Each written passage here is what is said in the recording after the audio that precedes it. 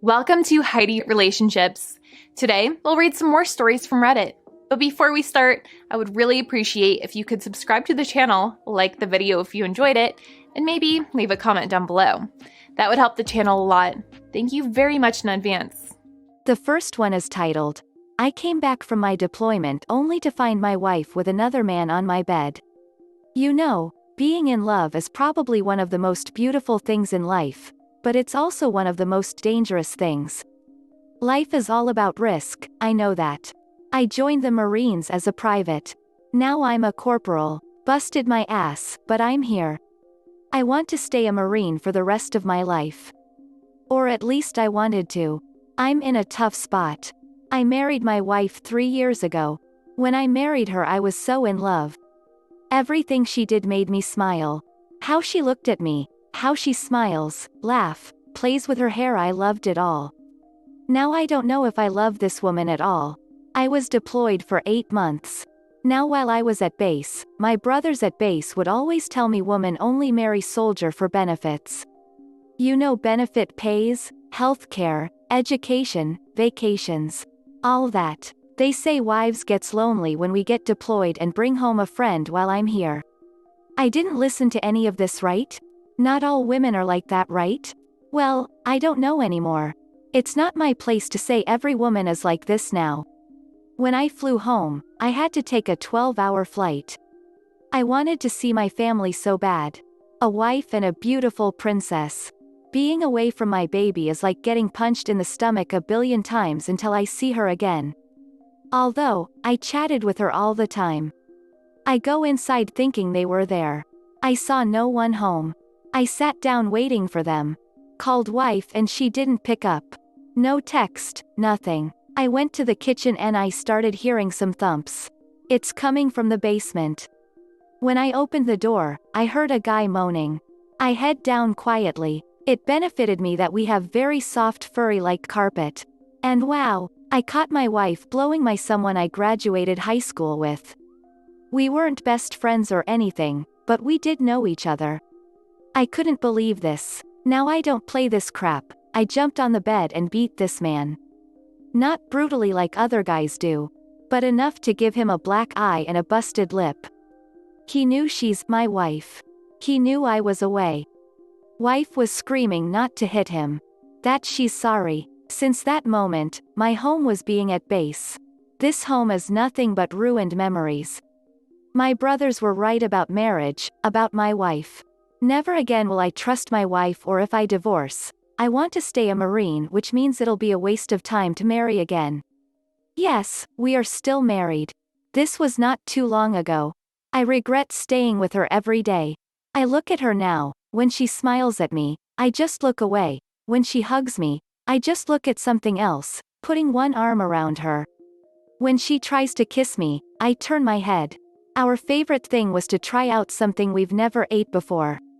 We would go to other states just to eat at the highest rated restaurants. We haven't done that since before the day I left for Asia. I'm just not in love anymore. When I talk about divorce, she jumps on me saying she's so sorry, showing fake tears. That she will never do that again. That she loves me. She confessed to sleeping with him 3 times. I'm all over the place, I know. So while I was away, the entire time, she only slept with him 3 times? Yeah, okay, I'll be honest, I probably should be nominated for being the most distancing husband. She cries to me saying she misses me, that what she did was a mistake.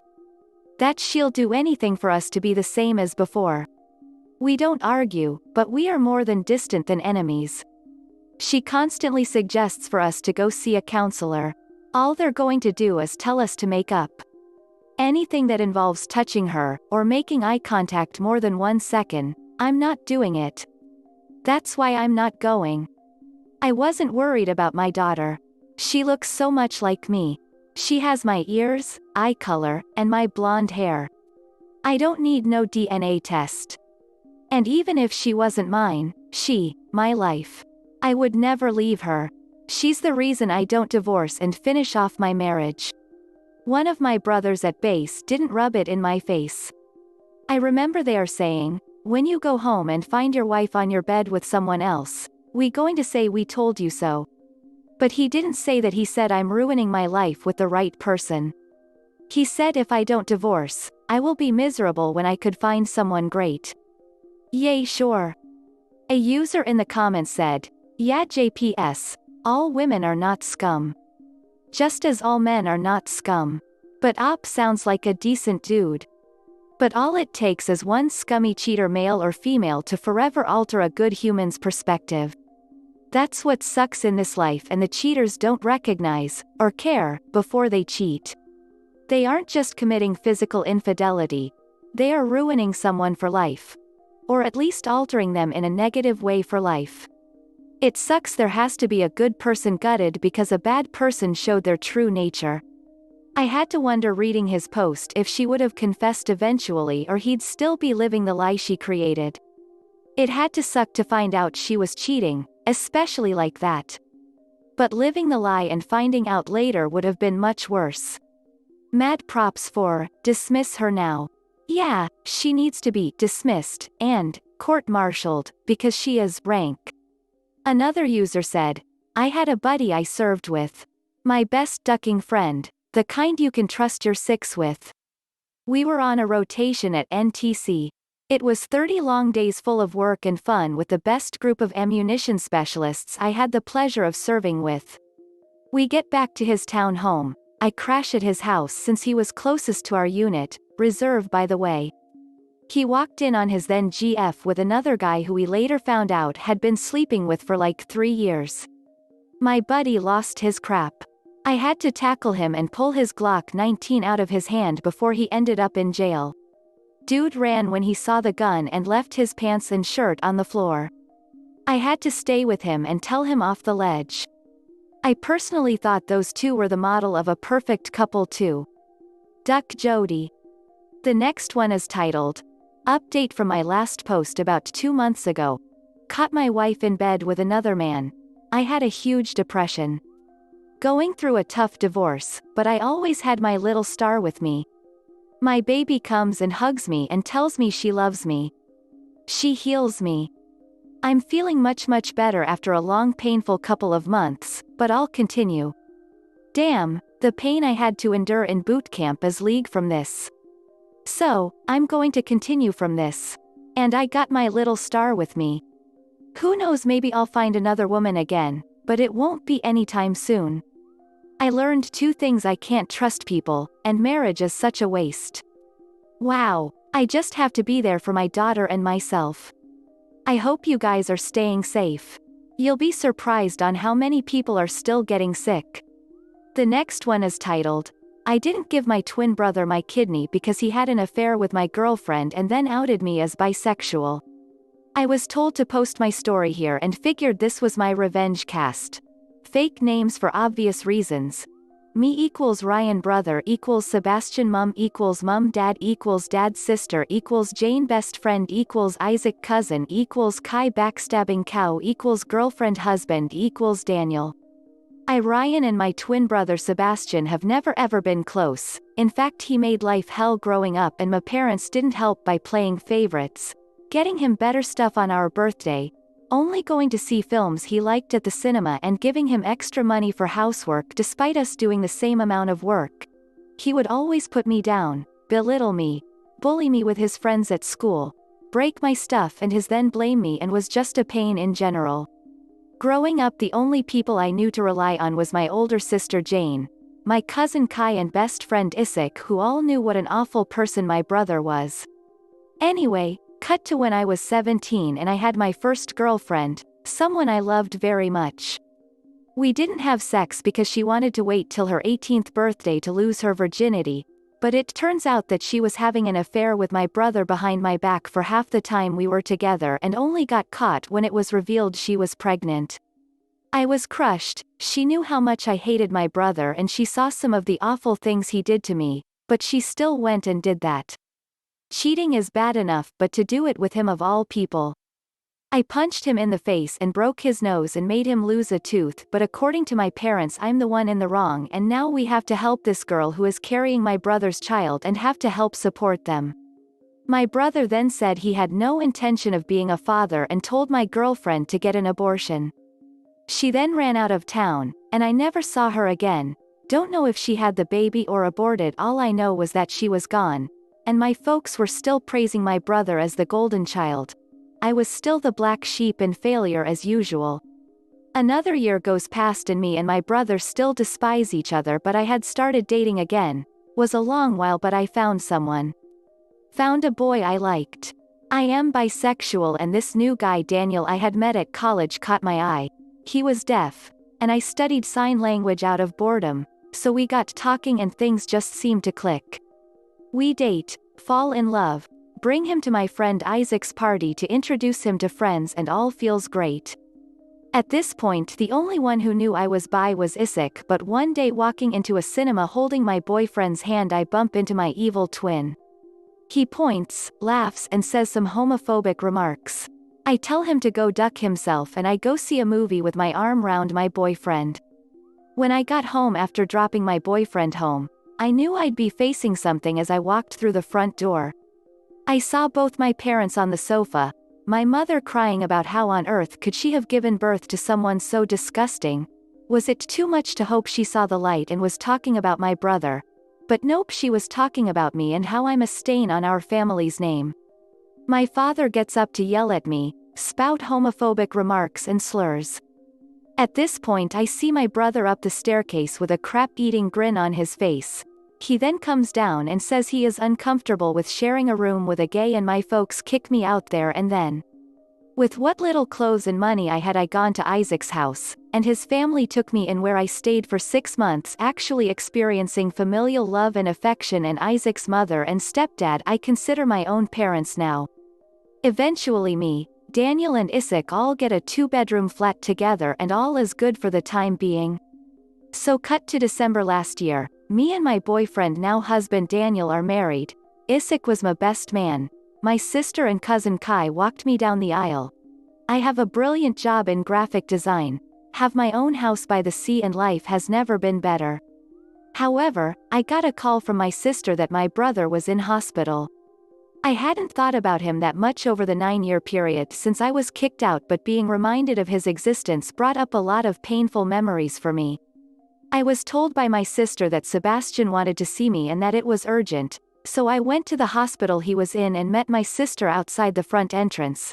I ask her what this is all about, but she doesn't tell me, and that I need to ask my twin. So, I arrive to where my brother is, who have my parents at his side, and my folks actually look happy to see me, as if what they did to me hadn't happened, and Sebastian also looked really pleased to see me. It's safe to say something was off. Eventually I ask what's going on and why was I even here, to which my brother tells the family to leave us two alone. He looks so weak, as before he used to intimidate me so much. He told me that he was dying from kidney failure and has been for the past few years, but now he didn't have long left. I knew immediately where this was going. He then said he always regretted that we never got along, at which point I told him, no. He looked confused and asked what I was on about, so I simply told him I wasn't going to donate my kidney to save him. He looked as if I had just crap in his food. He then went on about how bad the situation was and that he really was sorry for all the things we did to each other growing up. Like, excuse me, we did to each other. I told him that I just wanted a brother growing up that cared and loved me, who wouldn't try and break me every day for 18 years. He then called in our mom and dad and told them that I wasn't going to give up my kidney. They then started to spout off that I owed them for my existence and that I have a duty to look after family. I asked them where that duty was when they kicked me out of the house, or where that duty was every time my brother gave me a black eye, or their duty was to look after their grandchild when Sebastian decided he didn't want to be a father. I said for all the things he's done, from outing me to having an affair with my girlfriend and abandoning his child, that this was the universe's, and my, way of finally giving back what he dished out to bite him in the ass. I then turned around and walked out of the room, having that be the last time I ever saw Sebastian again. Not sure why they want a gay person's kidney anyway. I walked past my sister, who gave me a look. I gave her a look back, who then in turn gave me a look that said, I understand. After leaving the hospital I felt as if a great weight had been taken off my shoulders. I went home and never looked back, pleased with my decision. Now last week I get a call from my sister calling to inform me that Sebastian had died. She asked if I was okay and I said I was, that I didn't really feel anything in all honesty. She said she understood to a degree as Sebastian hadn't been all that kind to her over the years either. I had my husband and Isaac there to support me. Honestly, at this point Isaac may as well be our adopted child since he's living with us till this whole situation with the world is over. The next day I was getting calls and text from family members I hadn't spoken to in years telling me that in going to hell for being a bad son, being a bad brother and for being gay, and that me and my husband don't deserve children. Hubby and I have been looking into adoption and surrogacy. This makes me second guess my choice of not giving my brother my kidney. Even in death his making things harder for me. I did wonder if I was a bad person and if I made the wrong decision, but I knew that if I was in that position, I would have been left for dead. Screw him. Other bits of information that may clear things up. His renal failure was from living a hardcore lifestyle of drugs and alcohol. My folks and sister did get themselves tested to see if they're matches and none of them were. I disowned them of being my family years ago, apart from Jane. So when I got married, I took my husband's last name and hyphened it with Isaac's last name, to which his folks were very pleased about. Some families, Kai's folks and my dad's brother, have actually called to see how I'm doing and say they don't judge me for what happened. Others however have continued with said abuse, whom I have now blocked. If he had been a good brother throughout my life, I'd have done it without a second thought. I'd have done the same for Jane, Kai, Isaac and my husband. But I felt he didn't deserve it. It's unlikely I'll ever see my parents again, and I'll make sure my children will never meet them.